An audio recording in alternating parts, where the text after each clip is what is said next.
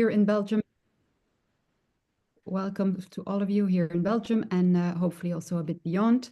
Here it is 5 o'clock and we'll get started. So today we're discussing the Director's Roadmap to the EU Sustainability Reporting and the due diligence requirements. And you have three partner organizations that have prepared this webinar. You will see here two colleagues from A&O Shearman, a prominent international law firm. You have Sandra Gobert from Guberna, the Belgian Institute for Good Governance, and Bianca and myself, Vanessa from Chapter Zero Brussels. We're a learning and knowledge organization on climate governance. So I hope you have seen that today's session is a second part of the series on an earlier session that we had on the new civil code that we had at the end of February. And we also had a very good attendance for that one. Our colleagues from A&O at that occasion also published an article, and thank you for that. And it's available on our website. We can help you with the link. So that on that first edition and today, and we realized that these topics that we're discussing, they're not only, of course, legal, but they're technical and they're evolving.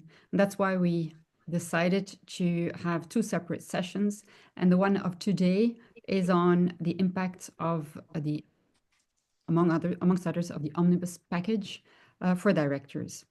And we hope that this way, you and your colleague directors can translate the legislation in somewhat easier or more easily to digest knowledge. So how will this session evolve? We will share a quick reminder on those acronyms that you know or hear in any case maybe too often, the CSRD, the CSDDD, and the EU taxonomy. We will define the omnibus package and share our considerations on those. And after that, we'll give you some kind of a timeline of what is to be expected, what will happen in the near future and thereafter. As a conclusion, we'll give you an idea of the impact, of what the impact will be if all of these reporting directives are implemented. So I said to you, we're three organizing parties, and I'll introduce briefly our speakers. Sorry to our speakers that I can only highlight a selection of your expertise, but I would suggest that our audience look up your LinkedIn profile if they want to know more about you. So we have Gauthier. Welcome, Gauthier Van Teunen. He's a partner at A&O Shearman, and he heads the environmental law practice. He's a specialist in sustainability regulation, and he regularly advises clients on topics such as sustainability due diligence. Welcome, Gauthier. Then we have Axel de Backer. He's a partner at the Brussels office of A&O Shearman. He focuses on financial and ESG regulation. He advises Belgian and other companies on sustainability reporting requirements under the CSRD and taxonomy regulation. Welcome, Axel. Sandra Gobert is with us. She is the executive director of Guberna since 2019. And thanks to her extensive academic training, she is an expert in corporate law, governance, and sustainability regulation. She's a member of the Brussels Bar since '92 and also a partner at Anderson, which is a full-service law firm. Among many other responsibilities, she's also an independent director at Fluxys. Sandra completed the Chapter Zero Director's Climate in 21, and that brings me to my role. I am Vanessa van Bergen. I'm the executive director of Chapter Zero Brussels, and we are an organization that is a catalyst for change and a champion in climate governance. We encourage and we support directors and business leaders in leading the transition within their organizations towards a net zero future. I would gently or kindly advise also to have a quick look at our website if ever you would be interested in becoming a member and hear more of these webinars or in-person events. We'll be happy to guide you and to sign you up as a member. We're, of course, always working in team, and the result of this presentation is teamwork. We want to thank Gilles van Leesbeth, working on communications with Guberna, and Bianca Romeinders, who is the program and communication manager for Chapter Zero Brussels. On a few housekeeping rules, this can only be successful, of course, thanks to the knowledge that we will, and the expertise we will share with you, but also thank you to your questions. So we would ask you to not hesitate and to put your questions in the Q&A, and then we will package them together and come back to those at the end of the session so that we will, as much as possible, to answer those. If there's questions that cannot be answered, we'll take them separately and come back to you to those over mail.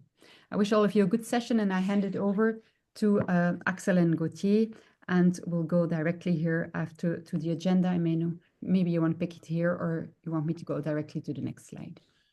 No, thank you, Vanessa. I think indeed what we want to do is do a quick recap of what the CSRD, CS3D, and the acronyms that you mentioned, what they comprise.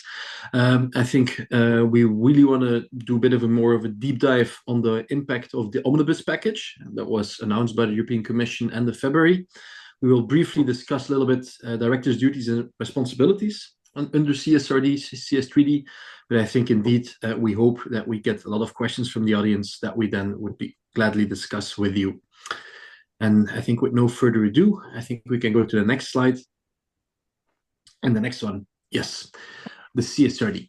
Now, of course, I think most of you will of course be very familiar with the CSRD, but I think that it's still useful to quickly run through a couple of few key principles, and we also put them here on the slide. Also taking into account, of course, the changes that are proposed under the omnibus package, which we will discuss later. So for the avoidance of doubt, what I'm now going to discuss is the pre-omnibus situation, the current situation, if you will. Now, of course, at its core, this CSRD introduces this whole new comprehensive and very detailed reporting regime on sustainability matters, essentially requiring companies to report on all their material ESG risks and their impacts and opportunities. And that principle is not new. And before the CSRD, the EU had already rules on non-financial reporting under the Non-Financial Reporting Directive. But in the review thereof, it was found that this old framework was found lacking, right? These rules were not sufficiently detailed. There were huge differences in application between member states. The rules only applied to large listed entities and certain regulated financial sector entities. So in general, it was deemed this existing regime was not useful. So in the context of the EU Green Deal, the EU legislator really wanted to turn this around. And its key goal was, of course, to create a detailed set of reporting rules that would apply to a much larger universe of companies, so that investors, other stakeholders could start to effectively compare companies' sustainability performance. And I think that this really reflects like the EU's policy goal, at least at the time, that sustainability reporting and financial reporting should be put on the same footing. These are really two sides of the same coin. So if you look at the CSRD and in a nutshell, because we can, of course, fill an hour just discussing what the CSRD currently is, what you have to do is you have to just to draw up this comprehensive sustainability report, and it complies with, as I mentioned, very prescriptive sustainability reporting requirements, the ESRS, that go way further than what a typical sustainability report looked at before the CSRD. And we're talking about very detailed descriptions of the ESG strategy and policies, quantitative metrics, forward-looking statements, and the amount of preparatory work that goes into a CSRD report is truly substantial. And in that respect, I want to note a couple of key attention points, especially from the light of the omnibus package that we'll discuss later on.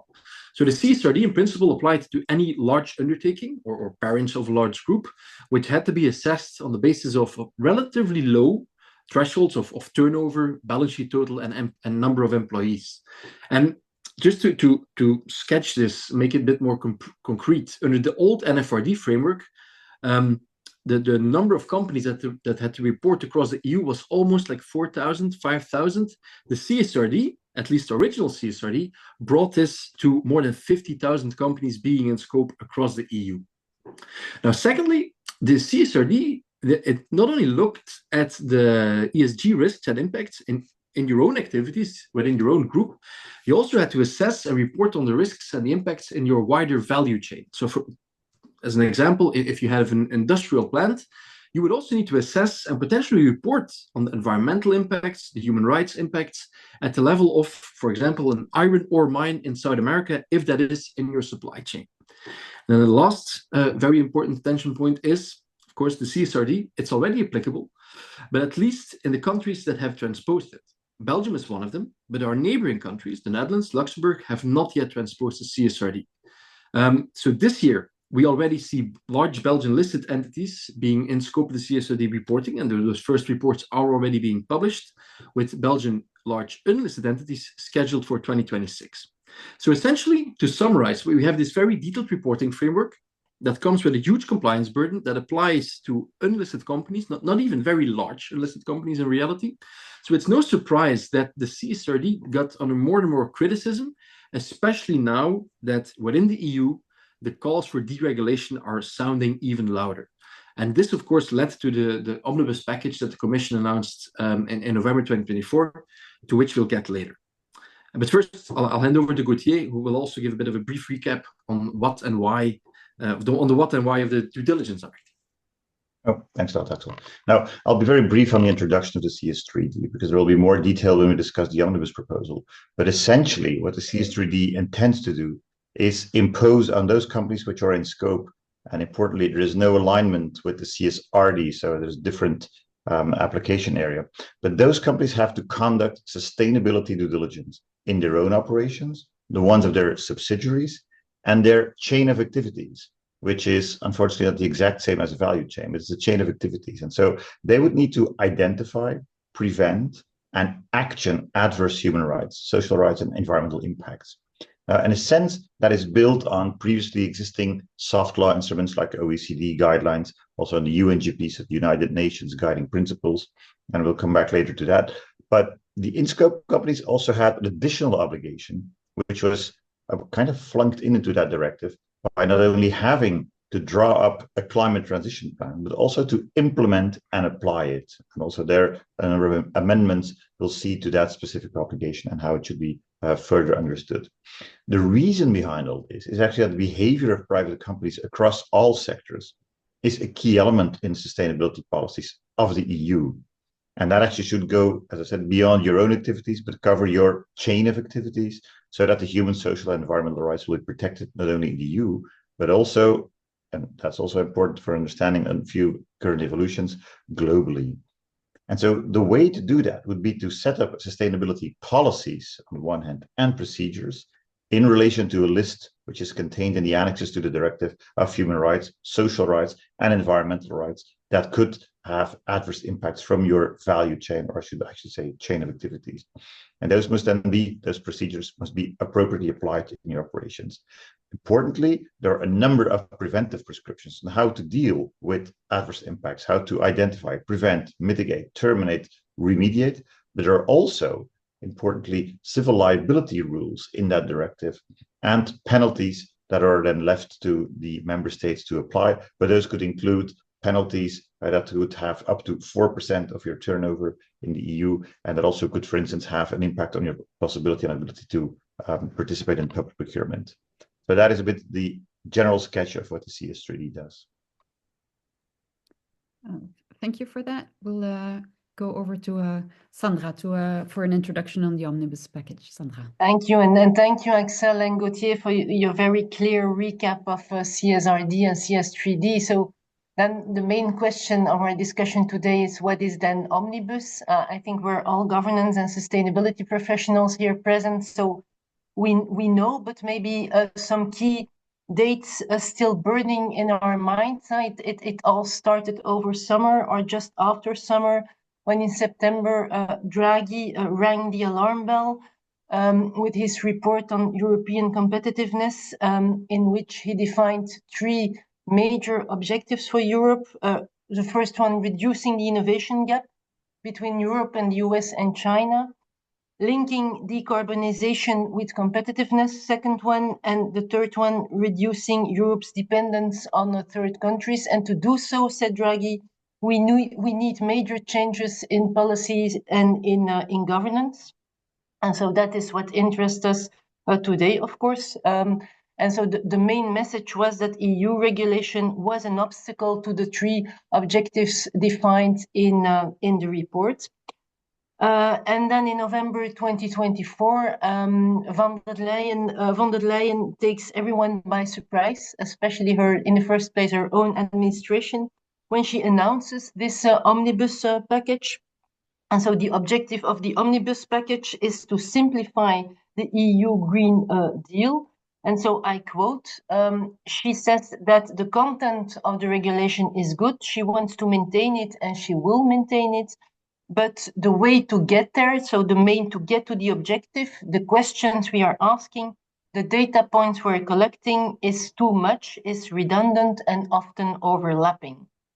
So that is what the Commission starts working on, and rather quickly, already in February, the 26th of February to be precise, the EU Commission publishes its long-awaited omnibus package, and so we will go more in detail on this with Axel and Gauthier. I hand you over the floor again. Yeah, thank you, Sandra. Going to the next slide.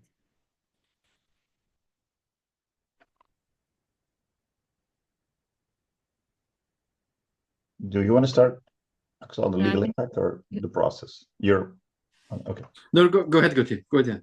Oh, maybe just at this stage, let's have a look at the legislative process. As Sandra explained, has been launched this omnibus on February 26. It consists actually of two elements. One is what is sometimes called the stop the clock. It's actually a delayed directive proposal. And the second part is a more substantive CSRD and CS3D proposed directives. That actually means that for both those directives, the Commission proposal launches the ordinary EU legislative process. The two directives will ultimately need to be adopted by the Council of the European Union and the European Parliament, and each of those institutions can then propose changes to the proposals before the final text of the directives are adopted. Now, the omnibus package delays the application of the CS3D to a first group of in-scope companies from what was originally foreseen for July 27 to July 28, and has a very complex way that Axel will explain you on wave 1 and wave 2 companies for the CSRD on trying to postpone a number of reporting obligations. Now, the expectation is that this stop the clock directive will be easily and quickly adopted. And the Council has called actually to adopt the stop the clock mechanism by June 2025 at the latest. As Sandra explained, the Parliament will vote on this on April 1. And the Council will follow very shortly. Now, that would then actually give some kind of certainty to companies that see that actually already by December 31, 2025, that stop the clock rule has been implemented. The Council actually, and that's very telling, I think, urged those co-legislators to finalize as quickly as possible, certainly in 2025, but also to be ambitious. And that is actually strange, because usually when you read in these type of legislations, a call by the Commission or the Council or the Parliament to be ambitious, it means let's go as far as we can. Let's try to have as many obligations as we can. Here, the level of ambition really means try to reduce as much of the burden as possible. So that is very ominous. Now, it is very likely that the Council will be easily voting, obviously, for the proposal to postpone, but maybe also easily for the substantive directive. Just to know, the Council has a qualified majority requirement, as 55% of the member states need to be in favor, and those need to represent 65% of the EU population. What will probably be more difficult will be the discussion in the European Parliament. Under the ordinary legislative procedure, you do have an obligation to have 361 out of 720 votes. That will require inevitably compromises, because I think the biggest is the EPP that have 188 votes. So there you will have a lot of discussion. I think, knowing that, as said, the Council also wants to go reasonably far into simplifying and reducing a number of obligations. And with that, actually, I think we're at those difficult waves that you need to explain, I'm afraid. Yeah, exactly, because as Gauthier made very clear, the omnibus package, there are still proposals, right? They are still going through the EU legislative process. They will then need to be transposed in each EU member state, which means that at present, the legal impact of these proposals is in essence zero. Current law is still applicable and must be complied with. But what is, of course, crucial to run through is what the impact of these proposals will be once they start getting approved by EU Parliament and once they will be transposed, especially taking into account, as Gauthier said, that the Stop the Clock directive will likely be approved and transposed in a relatively short time frame. And for that, I think it's useful that we run through let's say, the waves that the CSRD has foreseen, the original CSRD. Because the CSRD at present has 4 waves of company that are called. And to cut it short, we can summarize that the omnibus proposals foresee that reporting would be delayed by 2 years for wave 2 companies and wave 3 companies. But we have to look at this a little bit more closely, because the devil is, of course, as always, in the details. Now, if you look at wave 1, and here we're talking about the large listed companies and the large banks, large insurance undertakings, essentially the public interest entities that were already reporting under the NFRD. Under the CSRD, these entities had to prepare their first report this year, 2025, over the reporting year, the financial year 2024. For them, this proposal will, for this year, essentially change nothing. And these companies are publishing their reports this year. The proposals do not change that. If we then look at wave 2, which are the large undertakings or the parents of large groups that are not in that first wave, these companies are supposed to publish their first report in 2026 over the current year 2025. But here, the Stop the Clock Directive foresees that their reporting obligation would be extended by 2 years. So their first reports would only be due in 2028. Then wave 3, that are the listed SMEs, they were due to publish in 2027. Here again, the Stop the Clock Directive foresees that this will be postponed to 2029. But, and then that's where the omnibus package has some interesting quirks. The substantive directive that Gauthier mentioned, they remove them from scope altogether. So it will be postponed, but the expectation is that those listed SMEs will in fact never need to report under the CSRD framework at all. And then you have this 4th wave, which is really the CSRD obligations that apply to let's say, non-EU parents of certain EU companies or EU branches that generated a turnover of more than 150 million in the EU. These were supposed to publish in 2029 through their EU subsidiaries or branch, and this timing does not change. That's a bit the overview, but as I said, the devil is often in the details, and what we see is that there's currently a lot of differences between the member states, and especially the member states that have transposed the CSRD and those that have not. Belgium has transposed the CSRD, France has transposed the CSRD, Luxembourg and the Netherlands have not transposed the CSRD. So strictly speaking, if you are a company in wave 1 in Luxembourg, there is no legal basis to report. And then we have heard from, for example, auditors that have refused to prepare a limited assurance report for Luxembourg entities because they say there's no legal basis for us to do so. And then in the Netherlands, you have quite a bit of a different situation where the Dutch capital markets regulator, the AFM, has already announced that they actually expect, even though there is no implementing legislation, and that has again been postponed in the last couple of weeks, that they still expect that these large listed companies in the Netherlands will publish a CSRD compliant report. So in that sense, the whole omnibus package, which was aimed at creating simplification and legal certainty, has created a bit of an unlevel playing field and has, to a certain extent, increased legal uncertainty across the EU.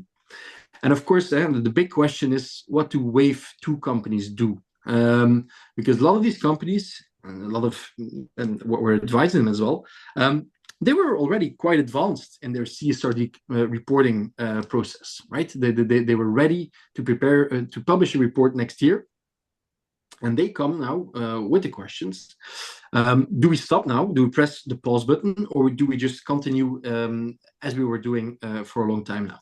And I think there, when the omnibus package was first announced, we saw some hesitation, but I think with the speed that we now see that the Stop the Clock Directive is going through the EU legislative process, and then there's a lot of political will to approve this directive and then transpose it as soon as possible, I think that more and more we see that those wave 2 companies are taking the choice, okay, let's continue the project maybe, but at a much slower pace, and let's reduce the costs that we're incurring right now.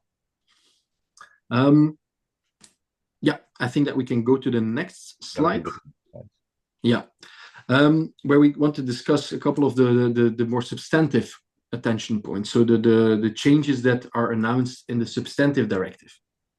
Now, if we look at scope, turning to the thresholds for reporting. So at a high level, what the omnibus package does is to increase the employee threshold for wave 1 and wave 2 companies to over 1,000 employees. If we look at wave 1, so a wave 1 company in a member state that has transposed the CSRD, like Belgium, they will be in any event be publishing their CSRD report this year. But assuming that the omnibus package gets approved and transposed as currently proposed, if they have fewer than 1,000 employees, they will not report again. Then wave 2 companies, they will only have to report indeed if they have at least 1,000 employees. So we see wave 2 companies that were ready to report next year that do not have 1,000 employees that now say, okay, it does seem that CSRD will no longer be applicable to us. And of course, as I mentioned, the wave 3 and the listed SMEs, they would be descoped completely.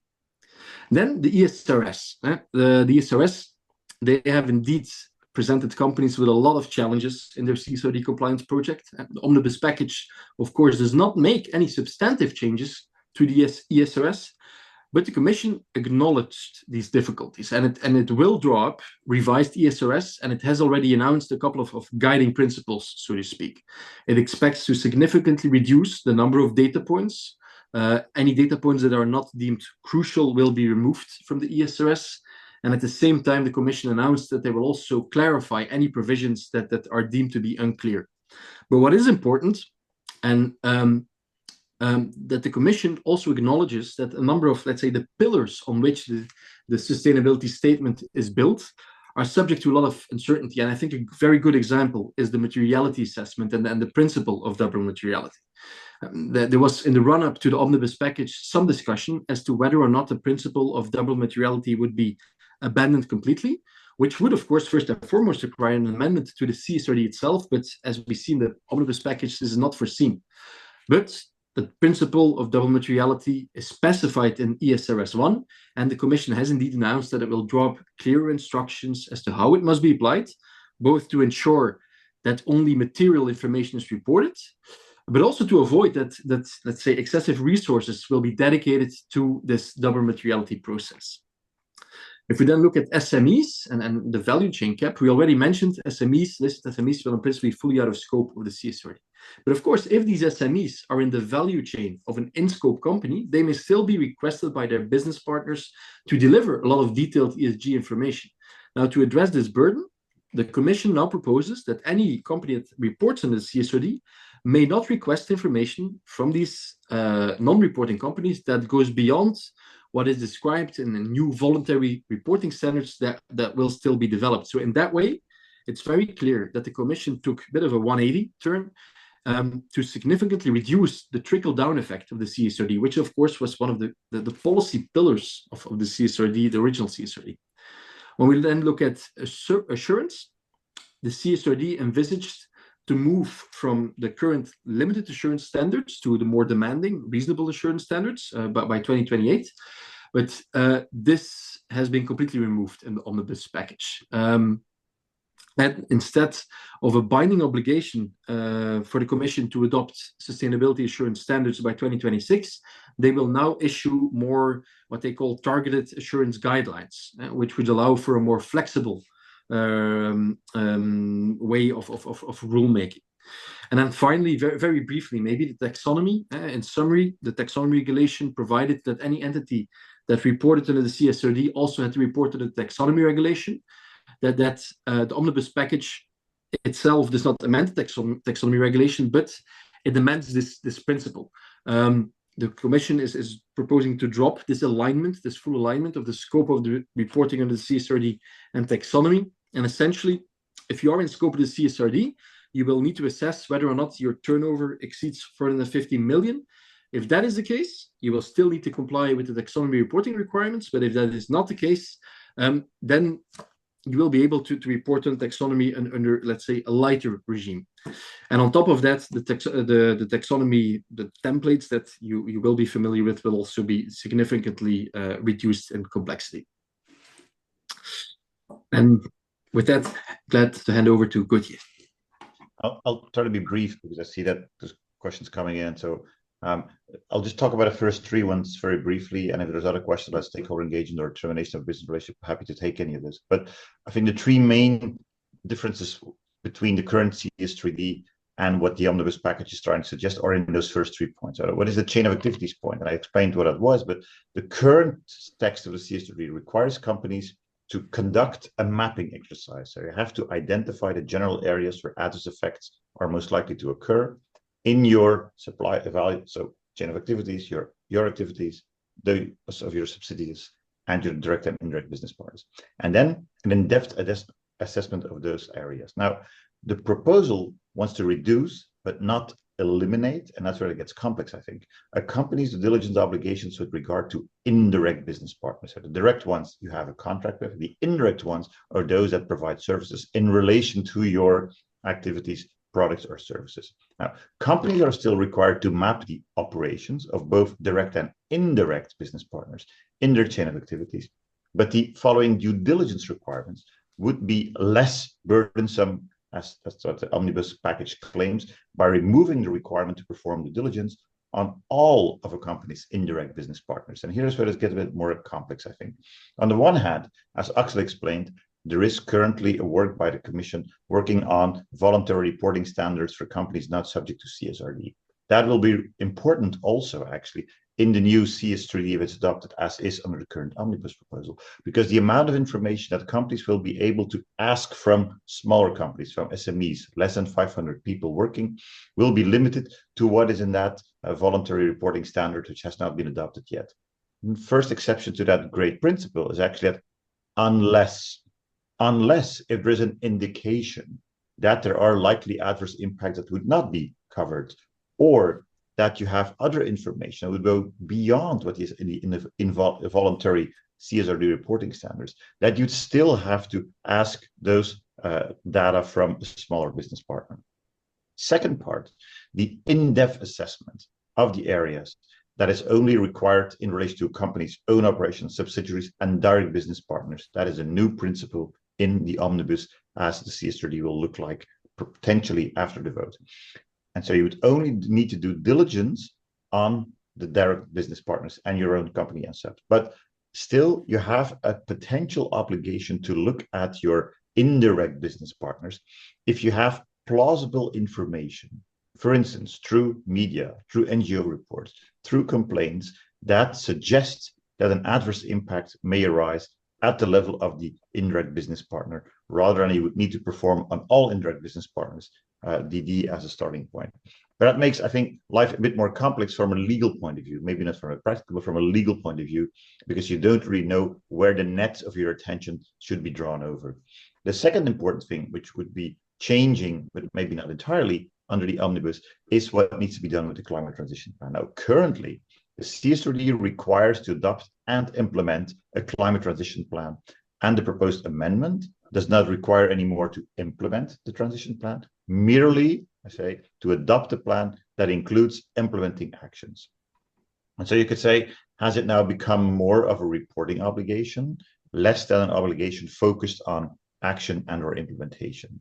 Well, there is quite some discussion about the current wording, and that's probably something that will need to be fleshed out in the legislative proposal during the legislative process. Because yes, you will have a plan that will need to be submitted to supervision authorities, and they will need to monitor the adoption and its design of the plan, but not the implementation. But at the same time, the requirements for the plan remain the same as in the original CS3D. And that actually means what are the main elements? First of all, a target, 1.5 degrees Celsius, as provided for in the Paris Agreement. That remains the same. And the plan must contain a trajectory with reduction of emissions gradually. Secondly, the plan will still need to contain decarbonization objectives, explanations on the investments that you're taking, and the financing thereof. And thirdly, even though authorities will only monitor the adoption, they may be interested in reviewing the implementing actions that will need to be included in the plan. And actually third parties or stakeholders or other people may be interested in that as well. And so the difference between merely stating you need to adopt a plan and adopting, implementing actions to make sure you can do the plan is not as clear, I think, as what the Commission originally intended, and that will definitely be a source of further discussions. And then maybe only on civil liability, the current CS3D directive has, I find, a very difficult set of rules on civil liability. They are not fully harmonized, and the rules on civil liability do not contain every aspect of civil liability, like, for instance, statute of limitations, like conflict of laws, etc. But it did foresee an obligation for member states to adopt a number of rules on civil liability that would be the same throughout the EU. Now, what the Commission proposes is to remove the current CS3D requirement for EU member states to create uniform rules. I have to say uniform, limited to a number of issues like the obligation to compensate and the option and the possibility to bring claims. But that would be removed, and it will be left entirely up to the member states. And that consequently will lead to a bit more of a patchy approach towards that civil liability, with still possibilities for member states in the current text of the omnibus to extend their scope. And maybe one important point there, for instance, in the current CS3D and in the omnibus, it is not so that if under rules of conflicts of law, none of the EU member states under our regulations that define the forum of where you can bring a claim would be applicable. For instance, there's a US company involved, you have no rule in the current CS3D that would say, even if it's a US company, you will always have jurisdiction in the EU. Well, the current CS3D proposal still retains that possibility for member states to extend, under certain circumstances, that forum choice and the possibility to bring a claim into the EU against a non-EU company. That has not been removed, but it's also not actually harmonized. And so I think the civil liability area will remain a bit patchy and a bit complex. Maybe in the interest of time, I'm not sure whether the details about stakeholder engagement and termination of business relationships are very important. So maybe if everybody agrees, we might want to go to the next slide. Yes, Do that. I think, yes, thank you, Gauthier and Axel. I think that's very clear. There's already questions coming in regarding the scope, regarding implementation, etc. We will come back to your questions later. Maybe first move on as briefly as possible with the effect of all this on the accountability of directors, because that's also a very important questions, I think, for the members of Chapter 0 and of Guberna too. So please, next slide, please, Vanessa. Thank you. Yeah, I'll be very brief, because I think indeed that we received a number of questions. I think it's interesting to tackle these, because this slide is, of course, it's not new, right? It's what you need to do to get to CSRD compliance. And I think what I think the key message that I want to give is that the trap here is to think that this is a mere compliance exercise that can be done, let's say, by compliance teams or by financial reporting teams. There are a number of, let's say, building blocks of the CSRD reporting that would really need to be assessed carefully also by the board. And there, I especially want to look at, for example, the double materiality assessment, the value chain mapping, but also sustainability due diligence, right? These are the processes that say that companies have to implement to identify and then to also address any adverse ESG impacts. And I think there it will especially be crucial that directors are aware of, let's say, the impact that these preparatory processes have on their eventual CSRD reporting, which will require, let's say, strategic decision-making and choices at the level of a board, which cannot be simply done at more operational level. Maybe Gauthier, on the next slide. Yeah, maybe similar to what you explained. I mean, the pathway to CSRD compliance, knowing that only as of 2028 you need to comply. So I think there's a few elementary steps that can be taken already at this stage, but probably waiting until the omnibus will be adopted, is really understanding what those obligations are.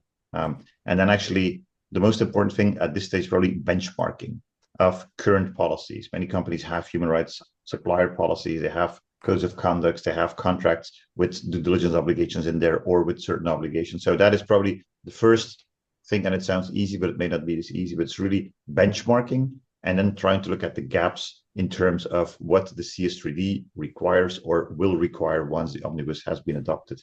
I think only then But I think we're then not talking about this year, but later on for a number of clients that we see is really looking at their policies and processes and then implementing it. But that will actually take a while. But importantly, from a board point of view, I think it is important that throughout an organization, the board, management, legal, compliance really looks at the policies and procedures, because those will be indeed need to be, I think, endorsed by the board. They will need to be followed up quite diligently.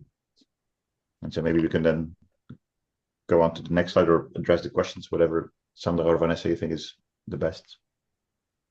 I think maybe you can still quickly go through the two last slides, and then I will start with the questions regarding the scope. If you can do this very quickly, that would be helpful. And let's skip the world map, but there is indeed, and it's not necessarily liability, but it's definitely directors' accountability. And not all of them are very familiar of those cases to you, but it's important that you understand. Some of them are really related to completely different legal systems, but there are a few ones that are important. I mean, there have been a number of claims on the breach of fiduciary duties or director's duties. Now, the ones that you see actually on the left-hand side of this slide, the first one is still pending. The two other ones are a bit unfamiliar to us, and they may not have a very important precedent value because those are about derivative claims. And so we have a completely different legal system, both in the Netherlands and in Belgium. But it's important to understand that this is an area of potential litigation. I'm not saying that because I'm a lawyer, but it's really because it's important that board of directors should endorse and look at those issues very closely and make sure they have the right governance in place. Maybe the most known one is obviously the one against the Dutch Milieudefensie against Shell, which actually was all about forcing the company and consequently taking out of hands of the board the direction of the company needs to take, and asking a judge to impose indeed a number of actions, including a reduction of 45% of emissions throughout the value chain, specifically on the scope 3 emissions. And we may want to talk later on about the Shell court ruling in appeal, but it's clear that a judge there said that's not something I can do, and that is more in line. That's maybe the important thing. I think judges will be reluctant to say to a board or board members, I, as a judge, I will listen to an NGO and I will tell you what your company needs to do.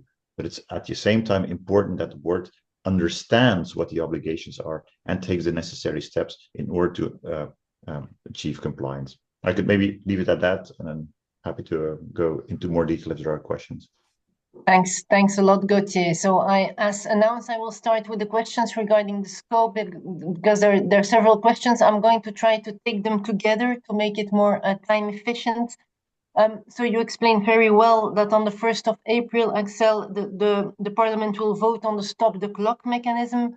But of course, in Belgium, the CSRD has been transposed already. So I have a question related to that for the Wave 2 companies. Do I understand correctly that these companies should proceed with the appointment of a CSRD auditor by shareholder, regardless of the potentially speedy implementation of the Stop the Clock directive, considering the directive will still need to be transposed into national laws, and there is no guarantee that Belgian legislator will do so by the 31st of December 2025. And I have a question, a practical question related to that, asking what will happen with companies between 500 and 100 employees. So the very small ones, 500 and 1,000, I think, employees. So, no, and I mean, I think that we need to clarify that there's of course an important reason why the Commission has split the omnibus package between a Stop the Clock directive and a substantive directive, because on the substantive directive everybody is expecting a bit of a political fight. How big that political fight is going to be is still the question, but they clearly did not expect that member states, European Parliament, will really fight about the Stop the Clock on the Stop the Clock directive. I also take into account what Gauthier has mentioned. I think that we will probably see a Stop the Clock directive approved before the summer, and I think that member states will be quite incentivized to transpose that before the end of the year. There's a clear, I think, political incentive to ensure that companies within your member state will then, fall up, can benefit from this delay that is being proposed at the EU level. Because other member states will certainly do so, and you don't want to get the companies in your jurisdiction being put at what you could say a competitive disadvantage because of the compliance costs that go with complying with the CSRD. Thanks. And the 500 and 1,000 employees, that is of course included in the substantive directive.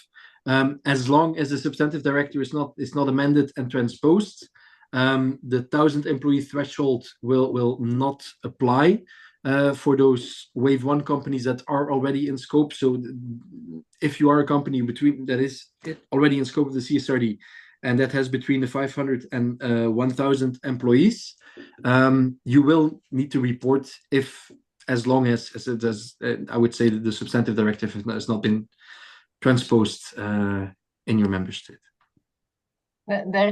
Thank you. I think very clear answer. There's also some questions regarding the motivation of the omnibus package. You mentioned workloads. I also mentioned it, I think, related to the Draghi report.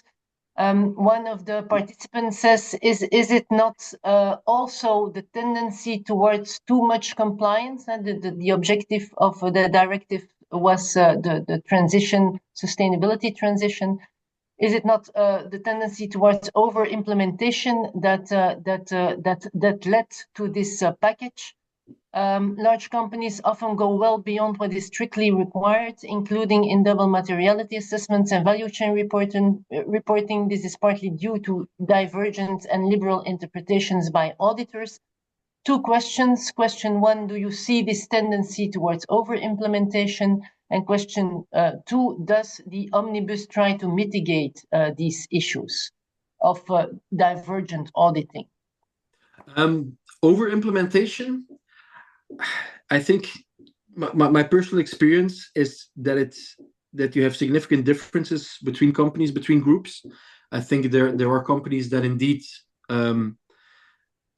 took a very conscious decision that sustainability reporting is extremely important to them, and they're going to do it right. They're going to do it in a detailed manner, and they also see this as a way to obtain a certain competitive advantage.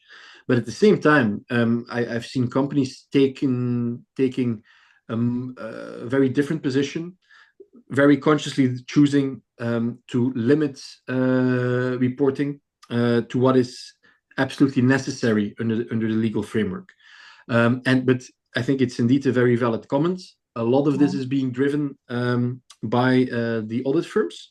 And we see that there are indeed very diverging practices as between the large audit firms. Some going above and beyond the call of duty, let's say, challenging companies on very specific paragraphs of the ESRS, whereas others give much more leeway to, let's say, the company itself to decide how they conduct their double materiality assessment, what they dematerial, and how they report on it. Yeah. Very interesting. Thank you for sharing this. I have also some questions regarding the effects on the market of omnibus. I think there's a first one asking if a wave one Netherlands-based company where CSRD is not transposed will compete on the Belgian market with a wave one Belgian-based company. Without being formally submitted to the CSRD, what would be the consequence of that? Maybe I'll give you this question first. I think it's, as I mentioned, currently what we've seen across the EU, a lot of member states have transposed the CSRD. Others were in the process of transposing the CSRD when Omnibus was announced by von der Leyen. They pressed the pause button. This happened in Luxembourg, this happened in the Netherlands. So now you have this unlevel playing field across the EU. And I think that indeed, theoretically, you have the possibility that a company is wave one in the Netherlands and that it's not reporting in the CSRD, but its main competitor, which may be a Belgian company, is. I do have to nuance that a little bit, because we see that in the Netherlands, the large listed companies are voluntarily, let's say, reporting under the CSRD, and that this is also very much encouraged by the Dutch capital markets regulator. Yes. For some reasons, maybe because we also see, for example, that the financial supervisors, and for instance, there was a declaration of the vice chair of ECB some days ago that they are warning that this watering down can lead to greenwashing. Do you think this is a real threat given the actual situation, Axel or Gauthier?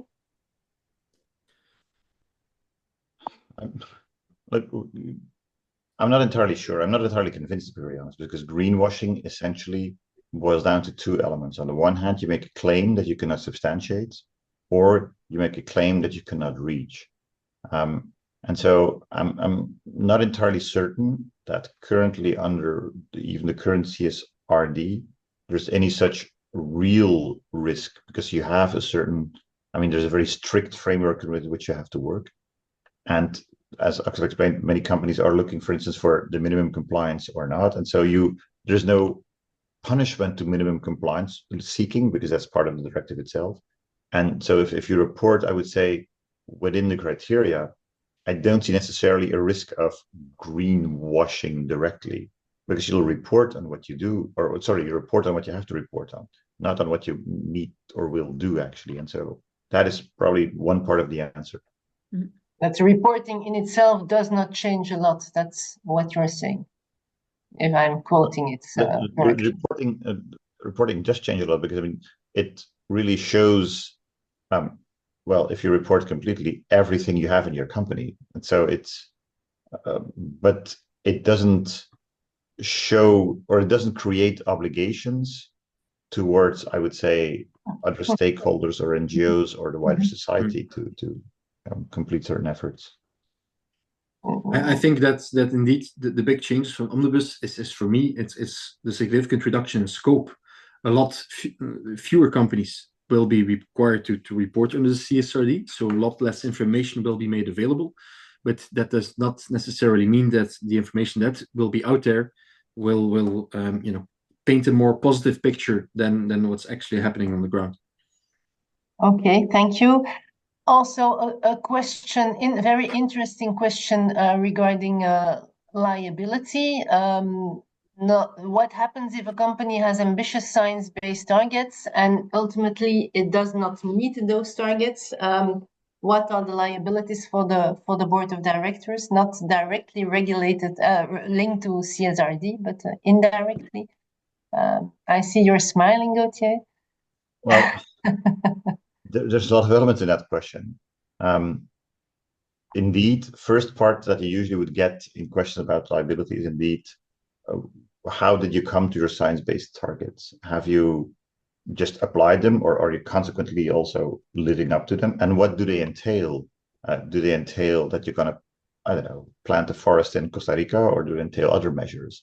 And so that part of the liability actually will be really assessed by general civil liability. And that is, if you stay within these jurisdictions like the Netherlands and Belgium, have you breached a legal obligation?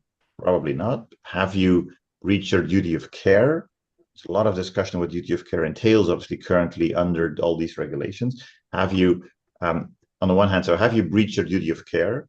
How did you follow up? How did the board come to accepting those SBTR? How did they come to set the targets? How did they come to implement the actions? Was the oversight, was the supervision, etc.? What was the governance surrounding that? And then you have the third part, which is what happens if you have certain targets which might entail, I don't know, it's a bit stupid to say, but plant a wood somewhere in Latin America or in Africa. How did you do the follow-up? How did you measure the progress? How did you measure the actual results? And if you do all of that, that will determine whether or not you could be liable, knowing civil liability requires a fault and a damage, and someone who can claim that there is then this causal link between. So I don't think it's very simple, to be very honest. It could be, well, you could say that greenwashing, maybe, but it could obviously be something that in the press might find some echo, but I don't see a direct liability there. Also, regarding liability, you referred earlier to the Shell case. As you know, the court in the decision of November 24 referred to EU regulation in the definition of the general duty of care. And this regulation, if this is indeed watered down, will this, in your opinion, influence decisions to come from the courts? Maybe, but in what the Court of Appeal in the Shell case said, on the one hand, this duty of care, which is a bit different, but not all too unsimilar to what in Belgian law duty of care would be in the Netherlands, has been taken on the basis of a number of important elements. One is for bigger companies which have, say, a bit of a, stupid to say, but a bit of a model role in a community. They are aware that their actions may have consequences, and as actually specifically was the case for Shell, they signed up to the UNGP. They have, in certain substances, referred to the OECD guidelines. And if, as a company, you say, well, I believe in the UNGP that not only a company, or not only the state should protect human rights, but companies have a certain role in there as well, you are creating that duty of care and you're feeding the content of that duty of care. What the Shell decision also said is looking ahead at what that time was the CS3D directive, saying, but there are a number of obligations in there which also relate, because if you look at the recitals, it's all about OECD, it's all about UNGP. So they tried to hook that new instrument into that. The ruling said one important thing. It said, looking specifically, for instance, at the climate transition plan, it's a duty. It's not an obligation of result, it's an obligation of means. And so that gives some leeway into coming to where you want to be. And so one thing is the link between human rights and climate, that is, at least in this part of the world, fixed, I would say, for the next 50 years. And the Court of Human Rights has taken the decision in this Swiss elderly ladies case and the Portuguese youth case, that an imminent threat to the rights of life and private enjoyment of your private life is triggered by the lack of action against climate change. So that every jurisdiction will accept that. The question will be, what will be then the allotment or the allocation of that part of the responsibility to companies? And that is where a duty of care, like we know it, will need to be assessed. It's a bit of a lawyerish answer, I think, but it's, you see the elements in there that probably will steer that discussion. I still have multiple questions and multiple comments, so it's very difficult to make a choice because we have only some minutes left. So I will take now the last one, but don't be angry if I don't tackle your question. We'll come back to them later. Regulation is regulation, but it's just one of the pressure points on the business. There is still pressure from customers, business ecosystem partners, financial institutions, and end consumers. What is your sense on how this temporary relief on regulation will influence companies' decisions to move forward on sustainability initiatives regardless of regulation? So this is a very nice, quite nice question to close with, I think. Yeah. I can start, Gauthier. I think it's an interesting question, and I think it's maybe useful to take a brief step back, because if you look at CSRD, the goal of CSRD was very much, okay, we're going to require all these large companies to explain how well they do on the ESG front, right? Like what their ESG risk impacts are. And the end goal was always, this information will allow other stakeholders, and we're talking mainly about the financial sector, investors, banks, to allocate capital to companies taking into account their sustainability performance, because as we know, fund managers, banks will also have to comply with certain, let's say, Green Deal regulation, mainly from a risk perspective and from a disclosure perspective. And in that sense, the CSRD requires what I would call a certain leap of faith. We're going to request all these companies to disclose all this information, and then we kind of hope that it will be used, and we're going to incentivize certain of these financial sector entities to actually use that information. But I've been in meetings where, let's say, financial sector entities, not within the EU mainly, have said, but we don't care. I mean, I have a duty vis-a-vis my shareholders, vis-a-vis my investors, and that's essentially to make money, to get a return on investment. And I will look at ESG performance if there is a potential related business risk, but not as a goal in and of itself. And in that sense, yeah, regulation is regulation. But for me, it was always a bit of a question mark to what extent the CSRD would, create the nudging effect that the Commission actually try to introduce here. And in that sense, there may still indeed be certain actors that will reward or punish a sustainability performance, but I'm wondering whether those will be the most powerful actors in the market. Gauthier, you want to add something to that? Is that also your opinion?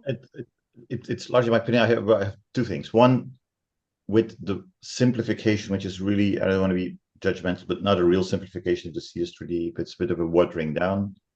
There is a bit of a signal towards a number of companies by saying, well, we water it down, so it becomes less relevant. At the same time, there are markets, and you've seen a number of press clippings where companies that have already very strong sustainability due diligence policy are complaining about this lack of ambition. But you can really see actually that it's a bit, the market will dictate. Certain markets, if you're in the food sector, agriculture, there will still be a lot of attention to that.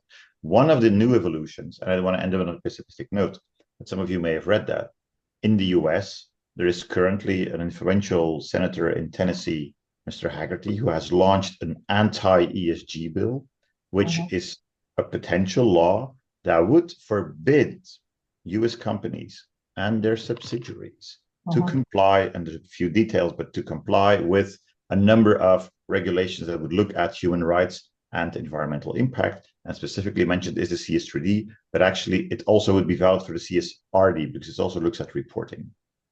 And the sanction is so important. It's not saying we will shield you from any liability if those stupid Europeans would think about having a court sentencing you for something. That new law would say anyone could be punished by a presidential order, a new theme, I think, if it complies with those non-US legislations.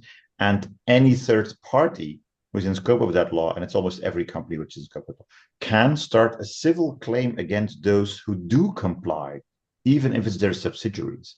And that is a very strong, I say, signal for companies, and it puts companies really in a very difficult situation.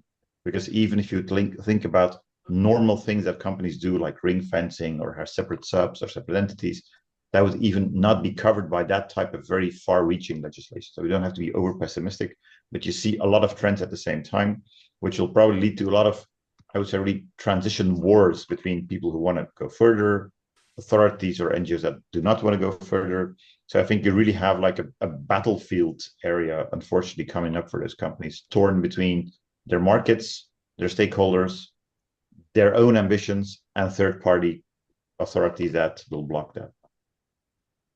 Thank you. It shows very well that regulation is a means, and a means that can serve different objectives. So thank you very much. I hand back the floor to Vanessa. Yes, I want to thank you all, and I understand that maybe we would have liked to end on a positive note. I think we end on a realistic note and on an expertise note, and I think all our audience and the people participating, and thank you for the interesting questions. Note that there's a lot of people here in Belgium and in Europe that are expert on what's happening and that are following up on every step, and maybe would be a good idea that if we reconvene in 3 to 6 months or in the fall and see what has happened. I think it will be an interesting process to follow, and lots of things. So I want to really thank both Gauthier and Axel from A&O Shearman, Sandra and Gilles also from our colleagues and friends from Guberna, and all of you here on the webinar for the interesting questions. I think it's without you it wouldn't be the same. I want to say see you soon, and take care. Thank you. Bye. Goodbye.